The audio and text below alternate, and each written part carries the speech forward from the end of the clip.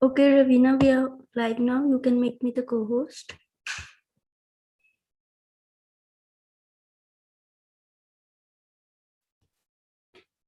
Thank you.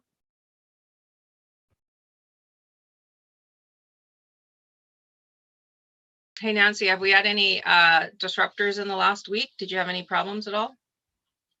Not at all. It was pretty smooth. Great. Do you encounter any bombers last week? No, just that one date when that one sort of suspicious one, that was it. Yeah, so it's been pretty good. Okay.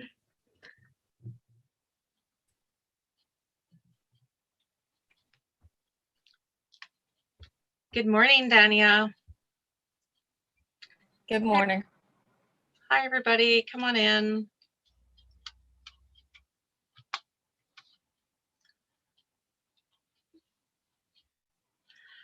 Saturday morning for me, 9 o'clock.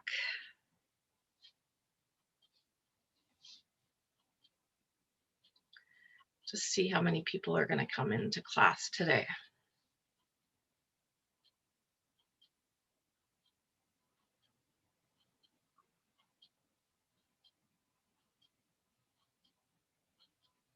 All right. Hi, Audrey.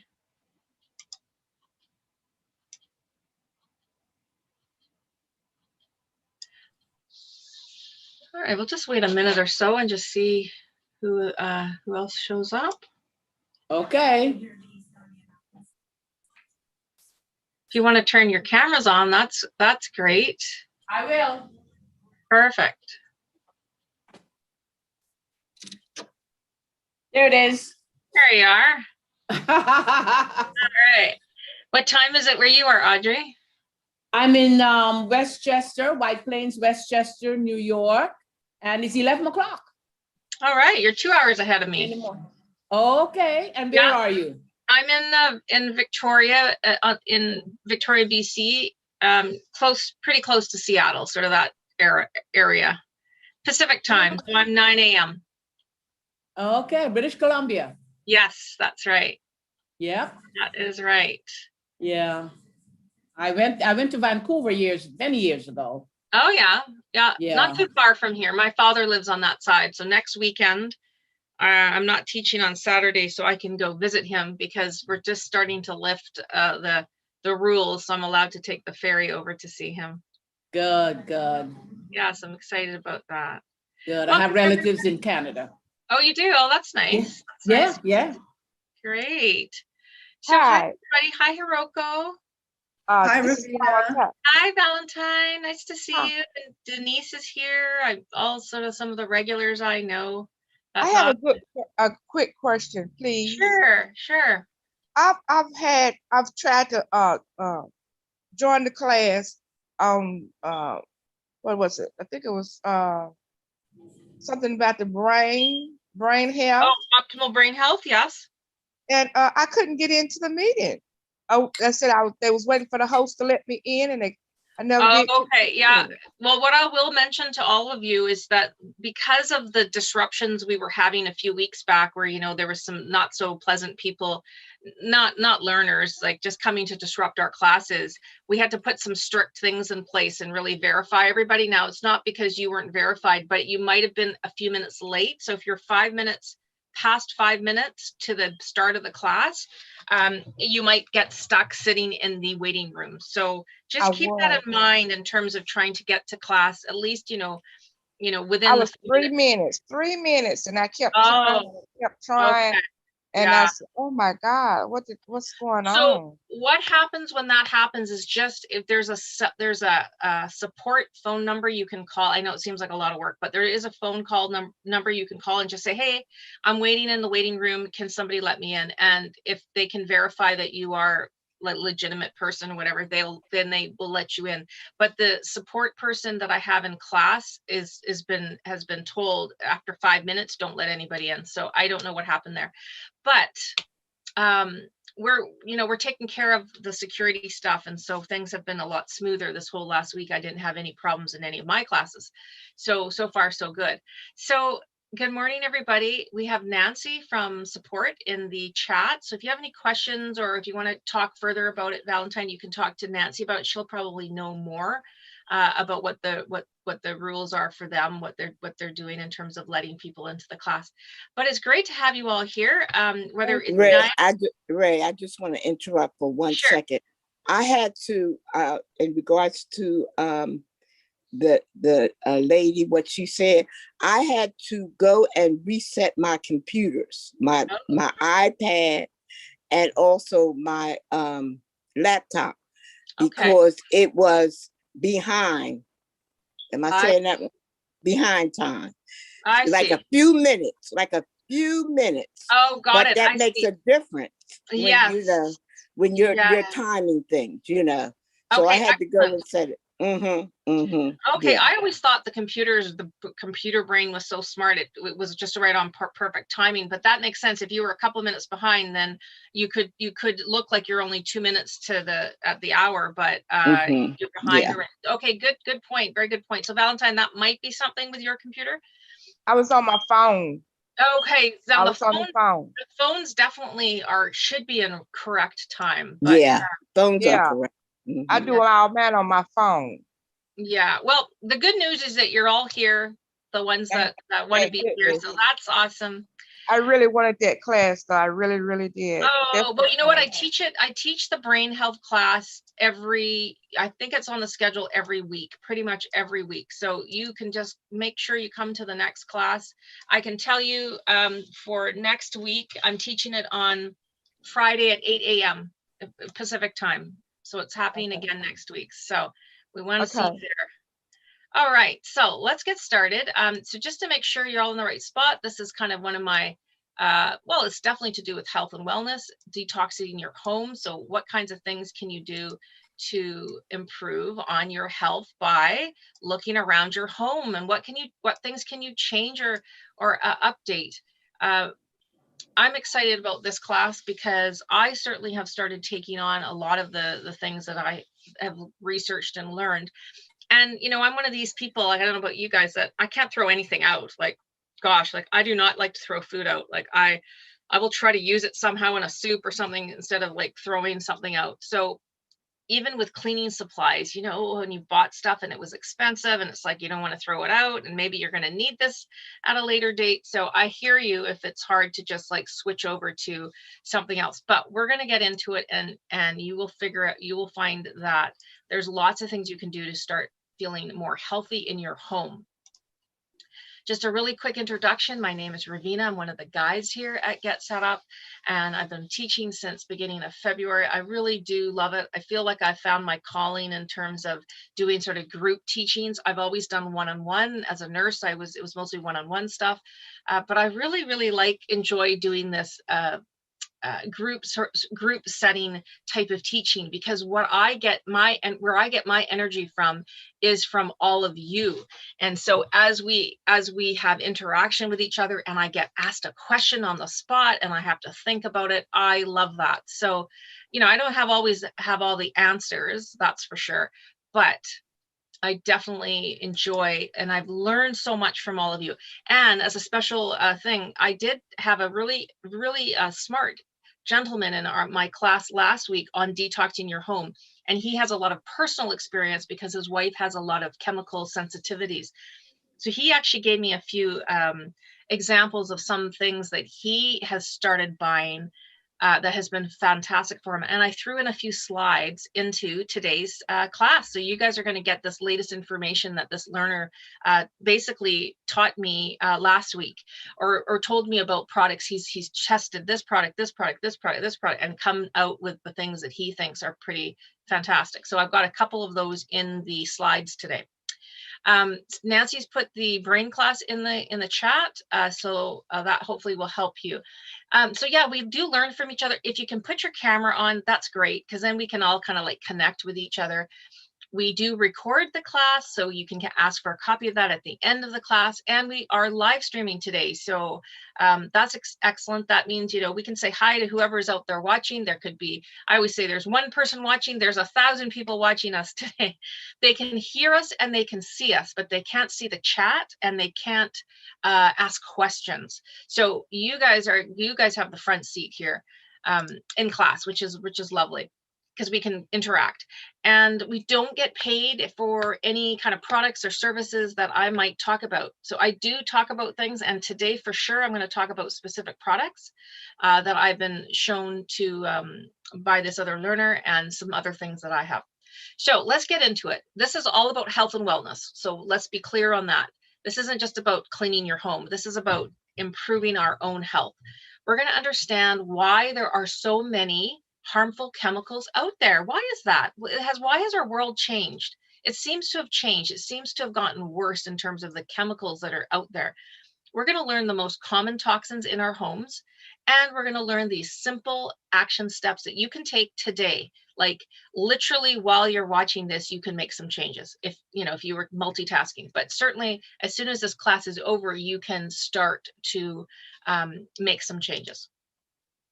So I want to just just put up your either electronic hand or put your hand up. I want to know how many of you in class today have switched to organic or all natural type of products, specifically to try to avoid the harmful chemicals. Has anybody started to do that in their life? Yeah, Danya's done that, Shona's started doing that. Anybody else at least thought about it? Thinking, I wonder what this is doing to my health because I have it in my house. Audrey, yeah, and Victoria. Absolutely. So probably the reason why you're at this class is because you want to learn a little bit more about it. Awesome. I myself always wondered about it. Something that used to bother me was the soap in the detergent I used for clothes, because think about it. You put your clothing on. What's the largest organ in your body? Our skin. Our skin is the largest organ in our body. So if you wash your clothes with like sort of harsher chemicals, guess where it's going? It's going on your skin. I just had personal experience with that because my father was super sensitive. His skin was super sensitive. So if my mom used a new detergent, he sometimes would break out in a rash. And there you go. If you have a sensitive body, you almost want to thank your body for being sensitive, because it picked up on that's something that's not so good to be on my skin and in my body. So let's just take a quick look at the pillars of wellness. Now, we're not going to get into detail on this, but I want you just to have a look at what the 8 pillars of wellness are. So the first one is our physical. That makes sense, physical. We have a pillar that's social. And then we have the pillar that's our emotional, that adds to our wellness. Occupational, so where we work, what the environment we are in when we're doing our work. Financial has a big impact on our wellness. Spiritual, for those of you that are religious, spiritual, you don't have to be religious to be spiritual, but that spiritual component. Intellectual, how much how much information that you have. And the last one is environmental, and that's what we're gonna really hone in on today, is the environmental. So what affects our health? We know that our diet and exercise, so I call that more what we eat, and our movement. That is very, very important for our health. What else? Genetics. Genetics kind of has a say in how healthy we are. Is that not correct? I mean, in some ways, it's wonderful when we get those strong genes from our grandparents, our grandmother. We got that strong constitution. But like, what if, like in my family, on my mom's side, they a lot of them had diabetes. So that genetically has been kind of passed down to me, in that I have cells that are kind of like, that's my weak point. If I don't watch my sugar levels, I could tip into diabetes. So genetics can be good and bad, right? Or good and not so good. Then there's our medical history. Have we suffered from, maybe we've suffered from a respiratory illness in our past.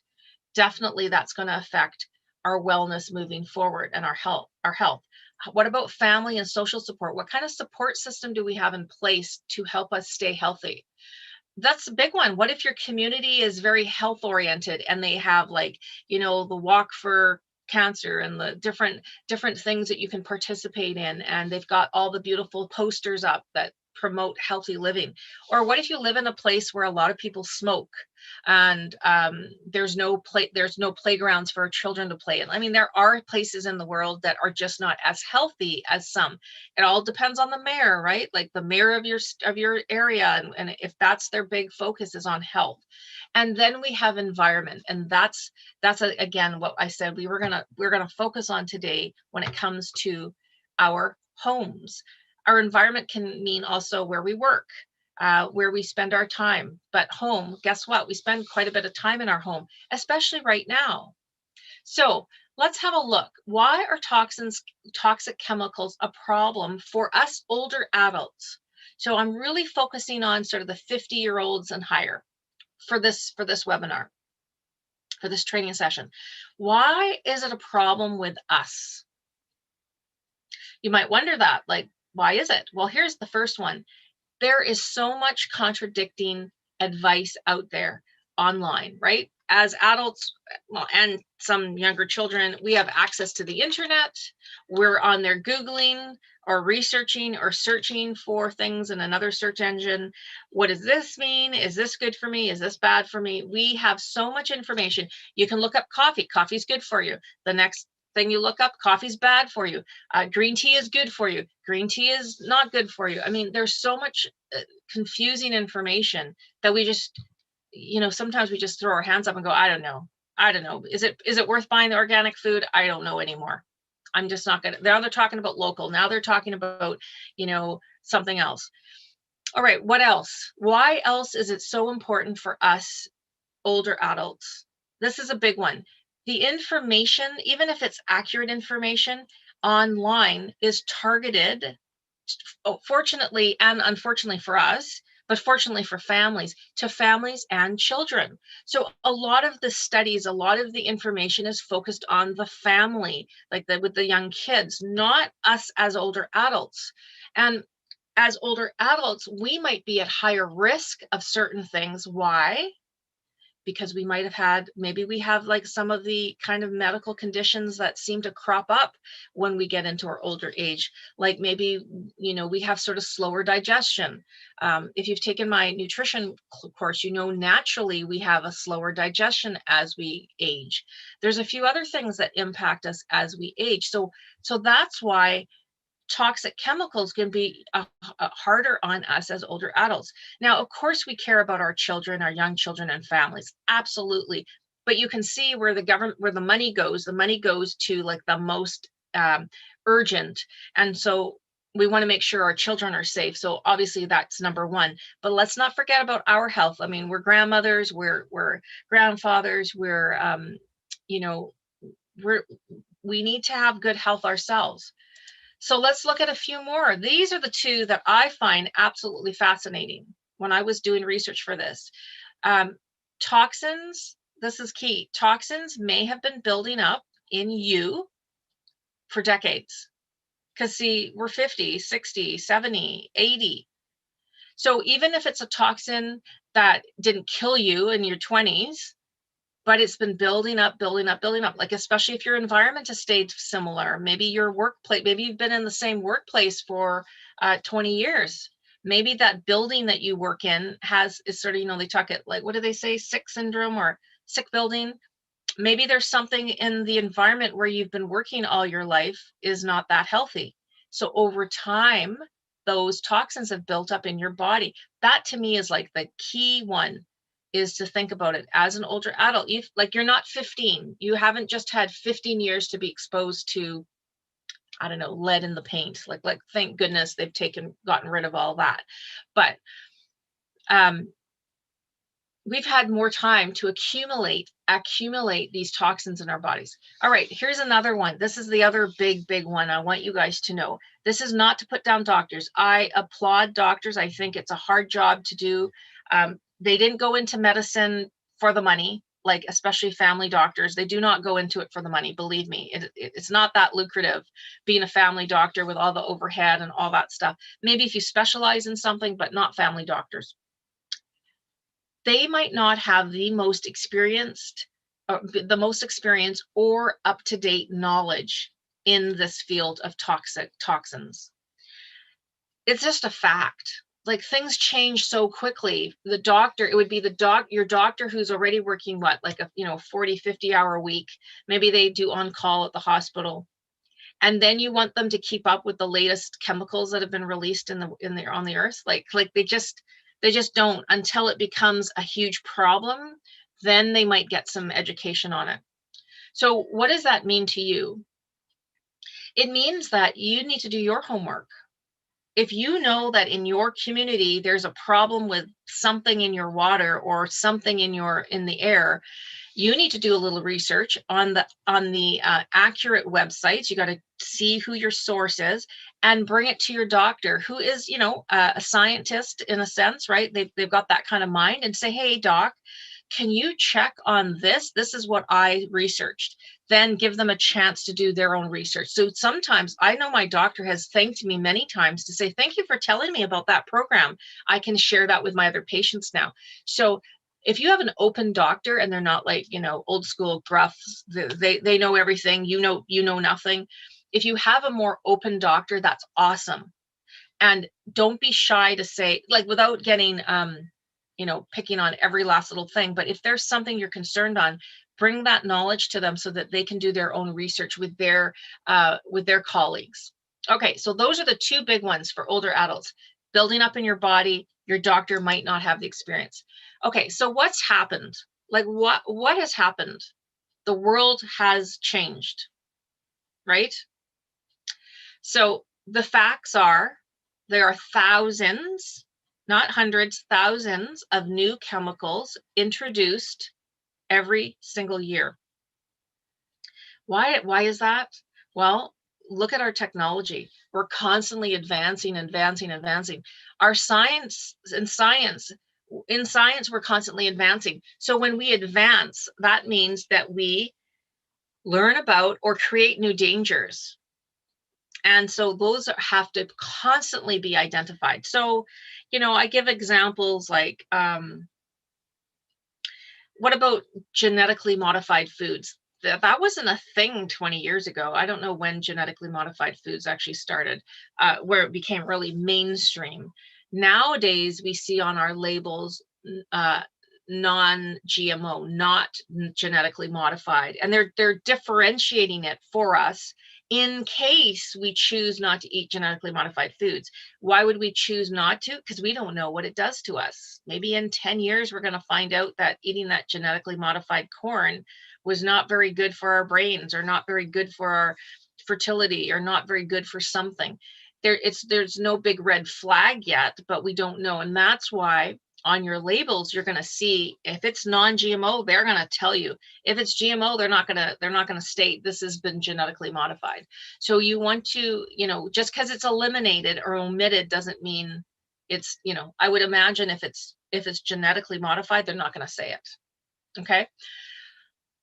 What else? Because science is advancing so much, you've got to wonder that they're creating some new things. Like, for example, who's noticed in their grocery store all the fake meat, like the Beyond Burgers, the fake, they're creating all sorts of things to taste like meat. So hot dogs and hamburger patties. But you got to wonder, when they're in the labs creating all this stuff, what's the outcome? There's more things that are out there that we might not know. Can our body digest it? Can our body does our body even know what it is? So here's the truth, and it doesn't matter whether you live in the United States or you live here in Canada, our governments are falling behind. And I say that statement coming from personal experience. My husband works in the government here where we live. He is a human health specialist. He has a master's in environmental engineering. His job is human health in my area. He looks at the water quality. He looks at the air quality. He looks at the soil quality to make sure that we stay healthy. So it's coming from the horse's mouth when I say that. And here's the thing, our governments are falling behind. Why? Because it's going so rapidly. It's moving so rapidly. So this isn't to scare you. This is to empower you to take some responsibility to make sure you check and see what's around you in your environment, especially if you still work in a workplace. Here's the truth of the matter. You can go look at research, you know, what was that thing? I always forget what it's called. The orange something. I always forget. Somebody will know. It was when my mom was like, I think it might've been in the 70s or 80s. When it came out, like here's, for example, what about asbestos? They were putting asbestos in our ceilings, right? In our houses. And now they know asbestos is very, very bad for us. So they had to get rid of all that in insulation. It was in the insulation of our homes. What about lead in the paint? Do you remember when that became a big thing and they were just like having to renovate schools, old schools, because there was paint found in the lead? And we know that lead is very toxic to us, our bodies. What about when they realized that they were putting mercury in our fillings and how bad mercury was for our bodies? That's another toxin. So, you know, I say here, you know, what is the next leaded gasoline? Like when we had lead in our gasoline, that was so harmful. Even just filling your gas was so harmful. But here's the thing I want you to take from this slide. Take this in. Bans. What does a ban mean? Ban is like completely, you can't use it anymore, right? When they say ban on plastic bags, like we had a ban on that in my area, because we're not allowed to, like the grocery stores aren't allowed to give you groceries in plastic bags anymore. They have to use paper, or you have to bring your reusable bag. Bans is completely gone. Regulations bans and regulations can take decades to come into play, even after harmful effects are known. What does that mean? What does that say to you? Does that mean that like they're behind? So even if they realize the spray that they're spraying on the shopping carts at my local grocery store, I walk in and I can smell that chemical. It's so gross. But they're for our health, they're spraying down the shopping carts. I won't mention the store. They're spraying down the shopping carts so that from a COVID perspective, we stay safe. But I wonder about that, whatever they're spraying on the shopping carts to keep us safe, how toxic that chemical is, because I can smell it. It does not smell very great. So they might know something's kind of harmful to us, but it doesn't get regulated for like years later. When I say decades, I mean years later. It gets so what does that mean? It means if something bothers you, don't use it. If you're using a air wick, for example, you know those air wicks, the little things you plug into the Agent Orange. Thank you. Yes, that was the thing, Agent Orange. The little plugins, the air wicks that we use, it has the beautiful smelling stuff to make your house smell better, because it goes into the plug and it gets warmed up. The liquid gets warmed up. That's all pure chemical in there. If that is causing you to sneeze or causing you some like headache or something like that, stop using it. Use your own intuition.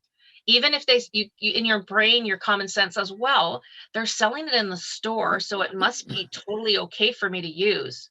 Maybe, maybe not.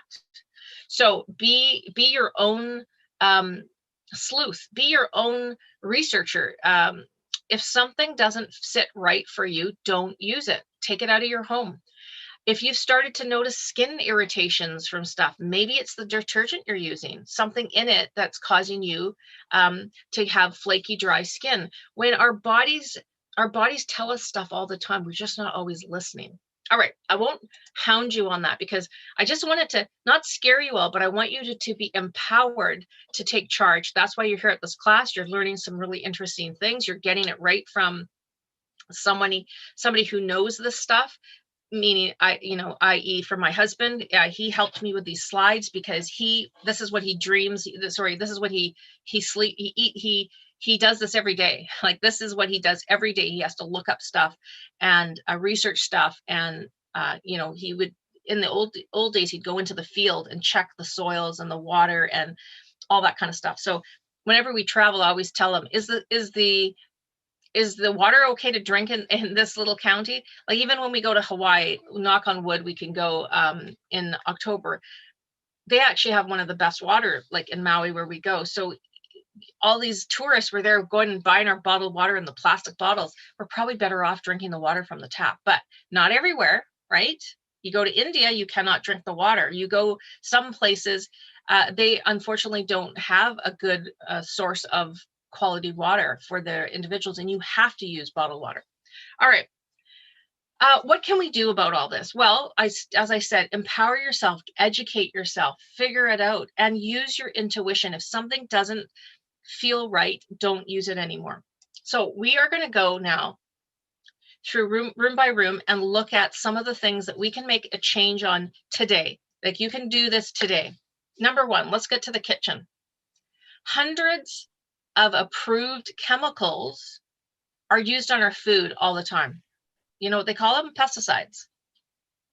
They have been approved. They're on our foods. The planes go across our crops. They drop this stuff. And if you've ever grown a garden at home, you know that pests show up.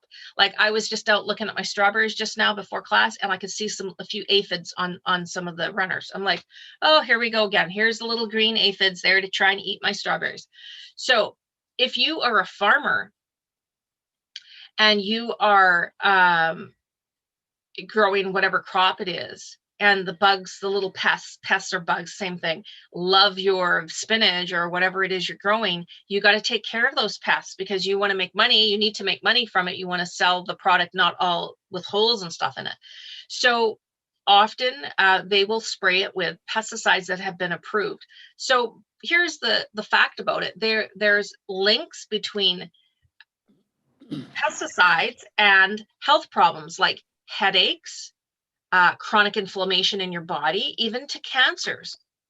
Some people have troubles breathing. Any little symptom you're having, don't think that it can't be from something that you have in your home.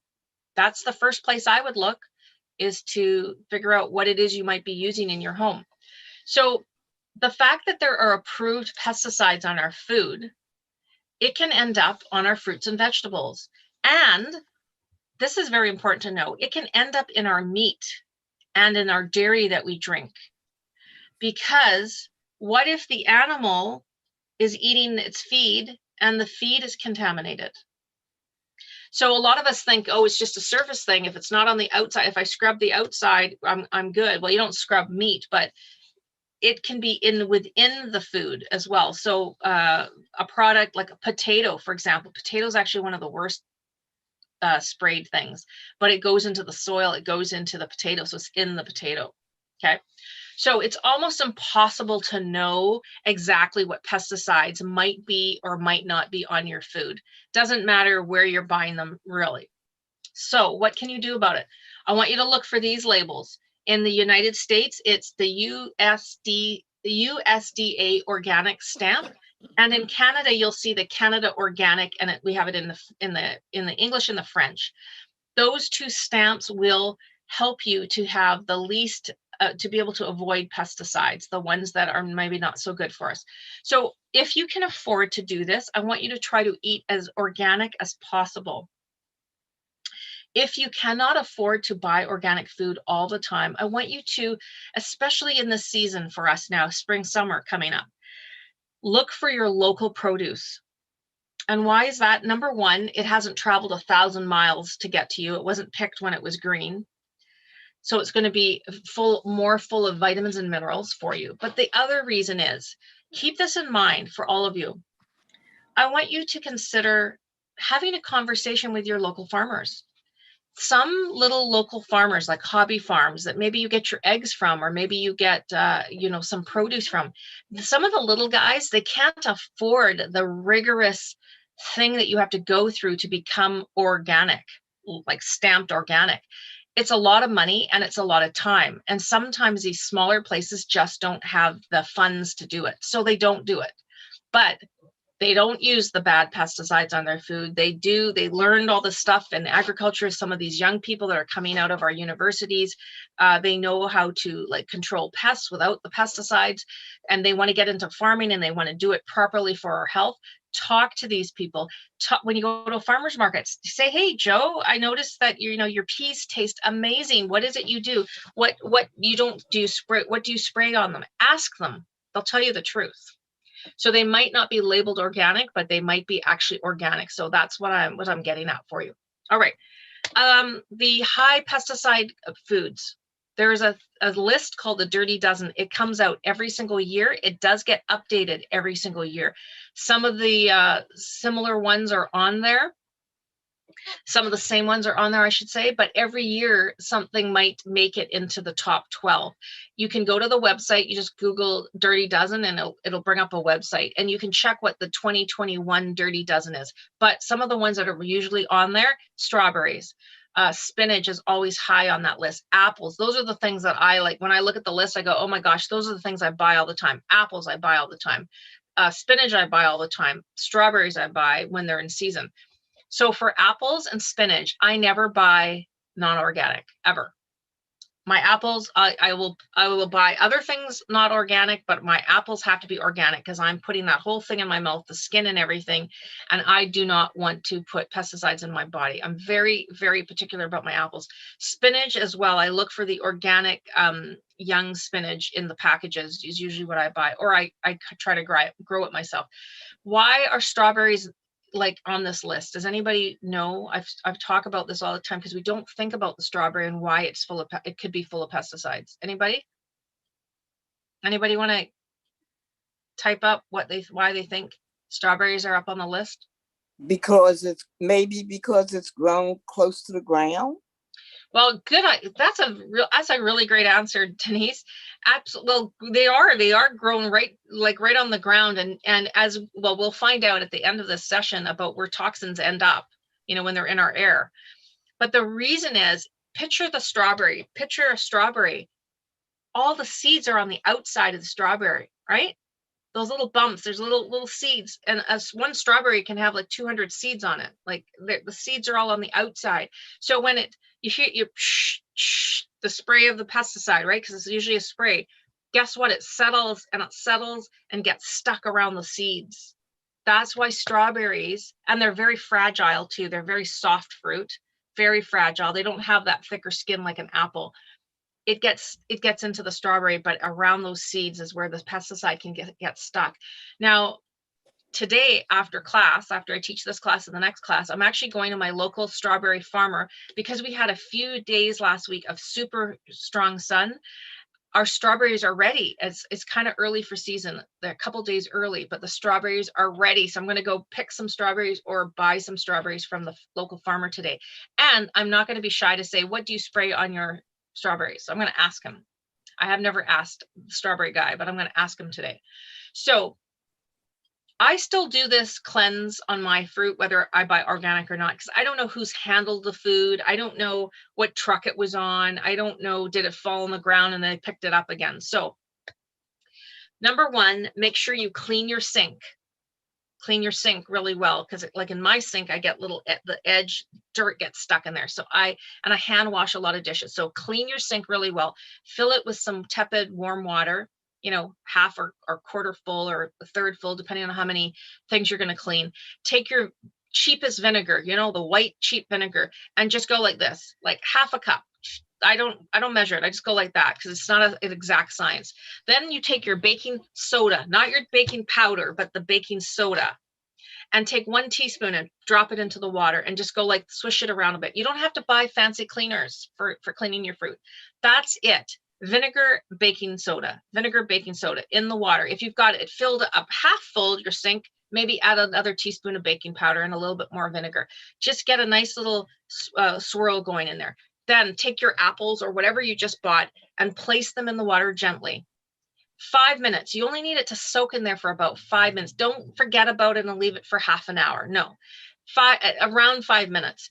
Then I want you to take out each apple and rinse it with the warm water. I actually take a paper towel when I'm with my apples because I don't like where the core on both sides, things can get stuck there. So, and it's a bit of dirt. So I take a paper towel and I clean the apples. You can also take a clean cloth and dry your fruit. But I lay my fruit out on the counter on a clean dish towel, like a hand towel, and let your fruit or whatever vegetables you just bought let it dry completely before you put it into a bag and put it in the fridge. So this might be very, you know, I'm giving you step by step. Some of you might do this already and this is just old hat, no problem. But for those of you that this is the first time, why not clean your stuff, right? We're so careful with everything right now. Warm water, a little bit of vinegar, a teaspoon of baking soda, give it a swirl, grab your celery, grab your apples, grab your whatever. I would suggest if you're going to do strawberries, do them separate so you don't bruise them with the other harder vegetables.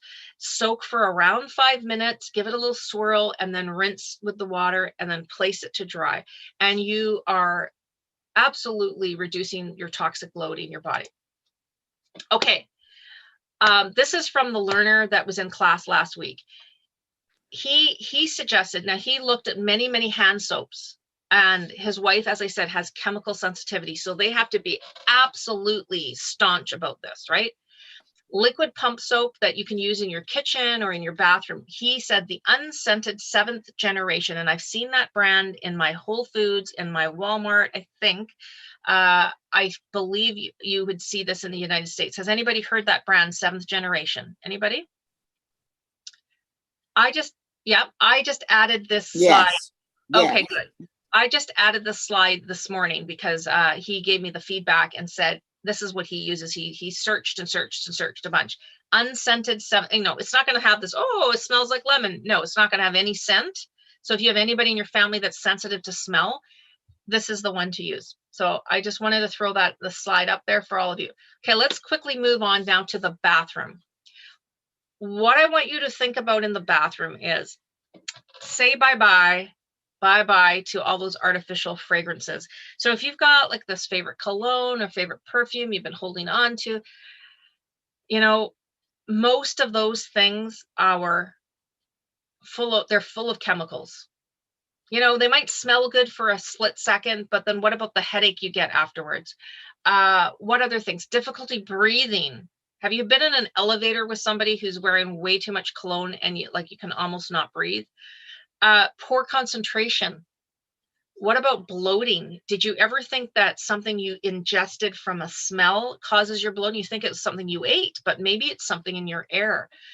Muscle weakness, dizziness, hormone imbalance, especially for us women, and even cancers. So I'm not against the fragrance companies, but you know, I think there was a time when we were all like, even as a young girl, I remember we always had like our perfumes and our different things, and we would spray it all. Nowadays in workplaces, you're not even allowed to have a scent because of allergies, but there's just too many of these chemicals. So say goodbye to these things. Take some time to go through your bathroom or in your bedroom where you have your little perfumes. Like I'll admit, I still have one little bottle of perfume. I don't use it. Cost me a lot of money. I'm not throwing it out, but I'm not using it. And it sits in my cupboard. I'm just not using it, but it's too hard for me to throw out because it was too expensive. So that sits by itself. Maybe I open it and smell it once in a blue moon, but it's gone. What can we do to replace these things? Our essential oils. There's some beautiful, gorgeous, this is plumeria. This is my mother's favorite flower. These flowers grow in Hawaii. Oh, I just love the smell of this. I'm not telling you to not have any smells in your house ever again, but you can put hot water on the stove, put some cinnamon in it, and smell that beautiful cinnamon. Lavender, absolutely. The lavender fields are just full of gorgeous lavender, and that smell, it's so soothing and calming. There are companies like, I always forget the name, but I know the one. This is the company I use because my friend sells it, doTERRA, and is it Forever Young? Somebody will correct me if that's not right. I had it written down somewhere by my desk. doTERRA, I think it's Forever Young. Those are both pure essential companies. That, Audrey, do you know? Is that what it's called, or did I have that wrong? Or do you know? Sorry, you're on mute again. Is it called something else? Something like that. Something like that, yeah. Young Living, Youth Living. Yeah, maybe that's it. Young Living. Young Living. Young Living. Okay. I knew it was something like that. Okay. Yeah. doTERRA, Young Living. These are just two companies that I know of that have pure essential oils. That's what you want, pure essential oils. You don't want chemicals mixed in with it.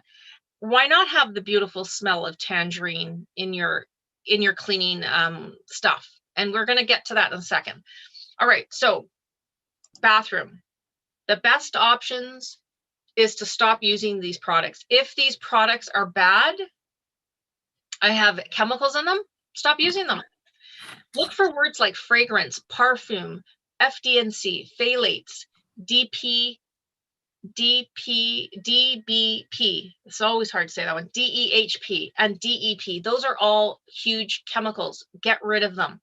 If it smells nice and it doesn't have natural ingredients, like it doesn't say lemon oil, then it's fake. Okay, now this is something that the learner told me. He had checked and checked and checked. If for shampoo and conditioner, there's a brand called Free and Clear. So I've added it to my slide here. I personally have not used it, but that's what he uses for shampoo and conditioner. So if you're really, really serious about this and you're having some allergies or some things going on, Free and Clear is the one that he suggested. All right, let's move to the laundry room. This is big. This is a big one. First of all, what I want to say to you about laundry is I know some of you are attached to your bleach, you're attached to your ammonia, but I want to say to you, bleach and ammonia are very, very harmful for our bodies. So I'm not going to tell you to throw it out, but I'm going to tell you to throw it out. But if you can't throw your bleach out because your mom used bleach, your grandmother used bleach, bleach is something you were taught to use to keep your whites white, to even soak your utensils in your kitchen. All I'm saying is if you are going to use bleach, I want you to have gloves on. I want you to have a mask on. We all have masks now, no excuse. Put your mask on, put your gloves on, and make sure that the windows and doors of your home are open. And the ventilating type of fans, like in your bathroom fan, your kitchen fan are on. I'm not talking about a fan just to blow it around the room. I mean like real fans that blow it out of your space. Please have those things on and open and on your hands when you're using bleach or ammonia. I know some of you still have it, and I'm not gonna like say, oh gosh, get rid of it. I think we might even have a bottle of bleach in our utility room. Honestly, it's probably still sitting there for when my husband wants to whiten his shirts. He likes to try stuff like that. If you feel dizzy, if you feel sick at all, stop it. Like get out of that environment.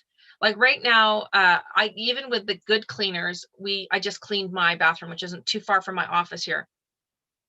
I have the bathroom fan on. Even though I'm not even using toxic chemicals, but why breathe it in? It can't be good if it's cleaning something. So I've closed the bathroom door. The fan's going to stay on for about an hour.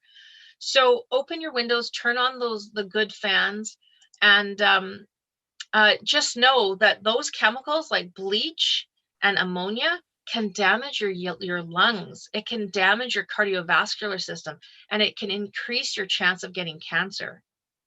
So keep that in mind, especially if you have a job that's related to cleaning. Like what if you work as a cleaning person? What if you work in the hospital? You're around a lot of really strong chemicals. As a rehab consultant in my previous days, like not previous life, but previous times, I started to notice a trend with men getting cancer because they worked in the paint area of their hardware store. 5 cases over the few years that I was working. I worked 14 and a half years as a rehab consultant, working with people that got disabilities and illness and helped them to get back to work. 5 cases, I kept a track of this. I thought there's something in paint that's causing these men to get cancer. It was a type of cancer too, and I can't remember exactly, but it wasn't a coincidence. All right, so the last thing I want to tell you about chemicals, especially when we're like spraying on our mirrors and we're cleaning and we're doing the cleaning of our homes on Saturday mornings or whenever you do it, do not mix your chemicals, the products. Don't mix them. You might create something more dangerous. Okay, I sound like I'm harping a little bit, but I really, really, really, really want you to be aware that sometimes that bloating, that sick feeling, the headache sort of makes sense, but you don't think of your hormone imbalance in your body to be affected by what you clean your home with. It can be the cause and effect. It could be part of it. So the key things is to avoid the bleach, avoid the ammonia, avoid pressurized cans if you can, because guess what? When they pressurize the can, they have to add a few more chemicals to the already chemicals. Nancy's talking about ancient Indian perfumes. Attar can also be used. They are derived from natural oils from flowers and scented trees like sandalwood. Absolutely. There are lots of actual natural products out there, like natural essential oil. When they say essential oil, it means it's like just that oil. So Nancy's put it in the chat there about the sandalwood's a gorgeous smell. I love the smell of sandalwood. Read your labels, never mix your cleaners, make sure there's airflow. And the last one here, if you want to make your own cleaners, we already know 2 of the ingredients: water with vinegar, with baking soda, and natural lemon juice you can make a nice cleaner. Put it in a little spray bottle, add in your essential oil of tangerine if you want to have the smell of oranges, and spray it on your counter, clean your areas. So there you go. That's for the laundry. Now, I added this slide because the learner gave this to me. If you're into gardening like I am, pest sprays can be very toxic, obviously, right? Because they're pesticides. They're to kill the pesticides, whether you're a farmer on a crop or you're at home. He said these 2 good choices called Mighty Mint and Earthkind. Not tried either of them. I'm going to try them because, you know, I saw a few aphids on my strawberry plant. Mighty Mint and Earthkind. I don't know if it's available in your area. I don't know if Amazon carries it. That seems to be a place a lot of us order from. So Mighty Mint and Earthkind. This is an added slide. All right, to the last room, the living room. Now, I've talked a lot about air quality, right? I've sort of been mentioning putting your fans on, making sure that the air quality is good. When we have poor air quality, what happens? We have respiratory issues. Our lungs, right? We have a hard time breathing. COPD, chronic obstructive pulmonary disease. That's what that stands for, COPD. Do you know anybody that's got that? Asthma, hypertension, like high blood pressure just from not being able to breathe properly. What is the very best thing we can do to remove toxins from the air in our home? Does anybody want to guess this before we get to almost our last slide? Nancy can't guess it because she did this class with me last week. Anybody? What's the number one thing I'm going to ask you to start doing? Are you excited to find out? Maybe letting fresh air in. Yeah, Crack your that one for windows. sure. Open your window. Crack your windows. Yeah, the windows, especially when you're using it. Dusting. Yeah. Who likes to dust? Oh yeah. Okay, this is a serious Yeah. one. I saved the best for last. Yeah. Most of the chemicals that come in through your window, like maybe you've got a busy road outside and the pollution, little particles are coming in. You can't quite smell the car fumes, but it's there. Guess what happens? The toxins are like this. They're floating in the air. They're like this, floating in the air. What happens to them? They slowly, unless you take your feather duster. They bland. Yeah, exactly. When you have a feather duster, throw your feather duster out. That's just for the movies. That's just like, it's a prop. The feather duster is the prop, okay? It is, it's like a prop. All you're doing is throwing the toxins back up in the air. And this is what they do. They slowly, and they land on your computer. Like right now, I've got dust on my computer. I want you to do me a favor, grab a stack of cloths, like have like a stack of 10. I want you to have a stack of 10 cloths at all times in your home specifically for dusting. So you take your cloth, you dampen it a little bit. You see dust, because we can see the dust, right? Just think that dust is trapped, the toxins in the dust. I want you to take your cloth and I want you to wipe, like I'll wipe my computer in front of me right now. And, now I got some black, like dark stuff here. I want you to turn your cloth around, and then I want you to use it again to wipe down whatever surface has the dust. Then I want you to take this cloth and put it in the little bag, because now you're going to wash that cloth. You're not going to keep using it. You're not going to move the toxin from the computer to the TV to somewhere else. So I guess what I'm saying is be really vigilant on how you dust. damp cloth. If you're worried if it's a piano or a beautiful piece of wood, use the micro cloths, you know, that cling, that can pick up stuff. But again, don't use it to clean your whole home. You basically have taken toxins from the bathroom and now put them in the living room. So don't be that person. Have the 10 cloths and go around your house and do a nice little dust. Use both sides, put it in the bag, wash those cloths.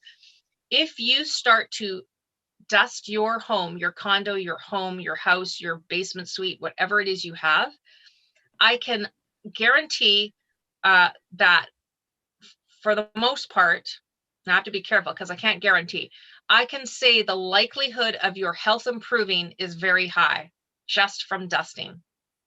So that's one thing that you can do today, is get out and dust your house. How's that sound? Excited about that? Yep. That's an easy one. You can sit on your couch and dust the, you know, I know we have lots of trinkets and little things. Like one of the worst places in my home, you know where it is right by the window. We have those low windowsills because we have like the floor to ceiling windows in our living room on 2 walls. But we've got like you can see this. I have like a shelf low in there, and it's quite low. So guess where all the dust goes? It goes on the windowsill. I have a bunch of trinkets, you know, my little pictures from my holidays. I got my little animals, you know, I got so much stuff. I don't feel like picking up every last thing. You're almost better if you're going to hire a cleaner, like fine, you can clean your kitchen yourself. Get them to come and dust, get them to come in and pick up every little, you know, trinket to wipe off the dust and clean all that dust. Now, my husband was being a bit cheeky and he says, well, if the dust has trapped the toxins, don't touch the dust. That was his idea of cleaning. But you know what I'm saying? I would prefer, if like I was coming over to your house for tea, that you didn't just go with the duster and do this, because you're just putting the toxins in the air for me to breathe. I would rather you leave the dust where it is, and I just won't see the dust on you know how we are when we have guests coming over to our house. One day we're going to have people over again. So think about that. I want you to really think about dusting. Okay. Yay. So today we've learned about the potential dangerous chemicals that are all around us. And to be kind to government, I worked for government for 12 years. So I'm not against government.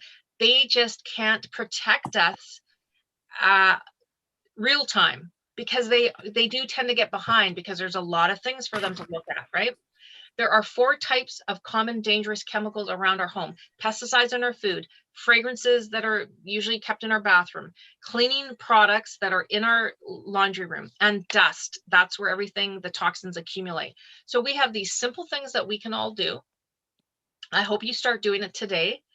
I'd love to have you come back to this class to hear it again, to add your comments. Maybe you've tried some things and you want to let me know. Please check the class, the schedule, because new classes come out all the time. I have a couple seconds to tell you about my new class. If anybody is interested, next Saturday at 10:30 Pacific time, so on June 19th, is my very first class on diabetes management and remission. So if you know anybody that has diabetes, if you are pre-diabetic, if you yourself have diabetes, come to that class, because I've got some very special information to teach you about how to not only manage your diabetes, which I think is just like, who wants to manage a disease? I want to get rid of the disease. So in that class, you're going to learn how to take your managing your diabetes and how to reverse it, how to get it into remission. It's going to be a great class. So just to end today, I am going to send you out a post email. So just to summarize what we've learned today. Yes, Denise, dusting around your bed frame, because guess what? You breathe, you're sleeping. That's a perfect place to dust. You will get this little form here, the feedback form. It's just a tiny little click of a button and you can fill it in and say, yes, I love the class. I kind of like the class, but if she could cover this, this, and this, or give us some feedback. We read every single piece of feedback, even if we don't want to read it because it sounds, you know, it's not so good, but we read everything, because we want to make our classes exciting, energizing, fun. That's my job anyways. I want to make the class fun, riveting. I want you to have some fun, to laugh a little bit. And I always try and throw a joke in or two of something that's going on in my life. You can invite friends now. There's a little button that you can click. Once you've signed up, this button will show up on your screen. And please send an email to help@getsetup.io if you want to suggest a class, you want to host an interest class, or maybe you have a company or something that you're involved with that you think might like to partner with us at Get Set Up. We would love to find out what ideas you have. So there you have it, Saturday morning or afternoon for you. I hope you found this class interesting, especially any of you that are live streaming. Would love to have you come into class next time. So be sure to register.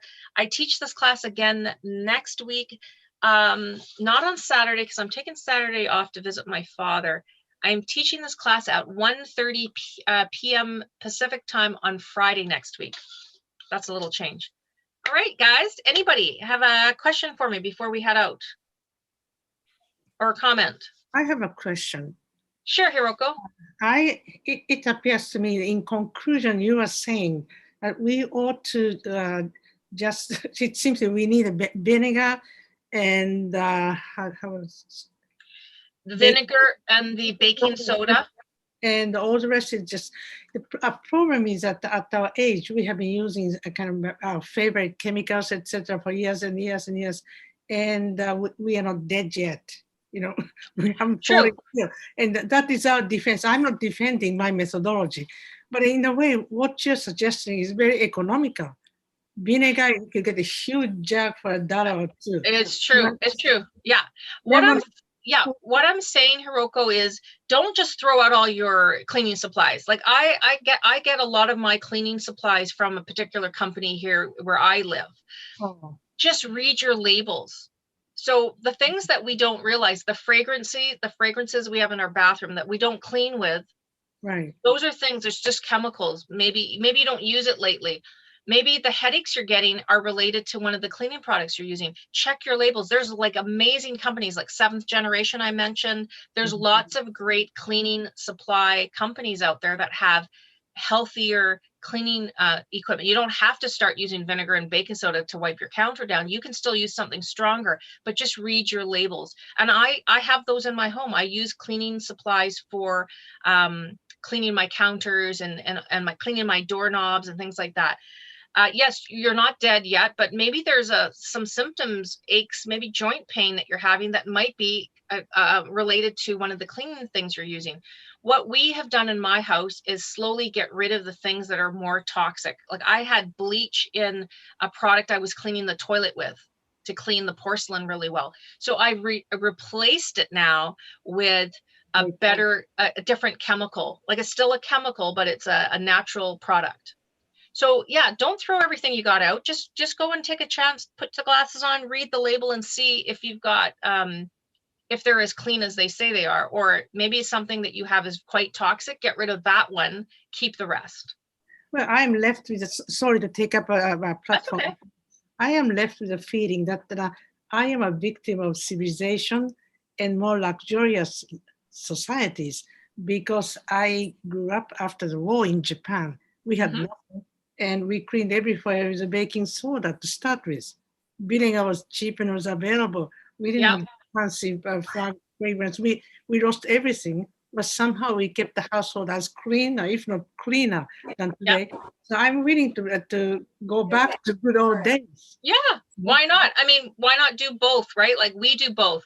I'm going to buy strawberries today, which I said I'm going to do my little easy little bit of vinegar, a little bit of baking soda to clean the strawberries that I'm going to eat today. I'm very careful with buying apples that are organic, but the rest of the stuff, if I can't afford it, I buy local if I can.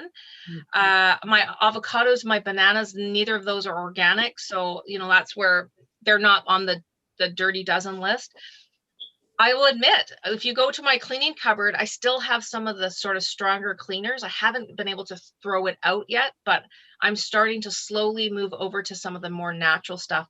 Baking soda is amazing. Like, you know how it bubbles and stuff? Like it gets out stains. It's great. Like baking soda is so cheap and vinegar is so cheap. So start using a few of those things. I think those are very, very valid comments you made.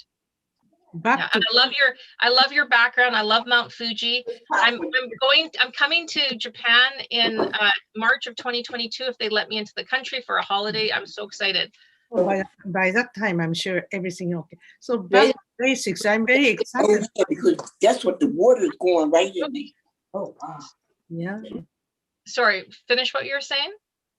Oh, back to basics. I guess, all those luxurious stuff. I'm constantly going to store and comparing A harmful chemical against B harmful. Now going to vinegar and etc. Saving of time and money. Yeah, absolutely. My- Absolutely. Yeah, that's the way we did before. So, and I'm still alive, maybe thanks to that. Yeah, maybe thanks to those years that you used the basics. Absolutely. All right, everybody. Thank you for all being here. Love to have you again. Great to see you, Shona and Audrey and Denise. Thanks for all your valuable tips.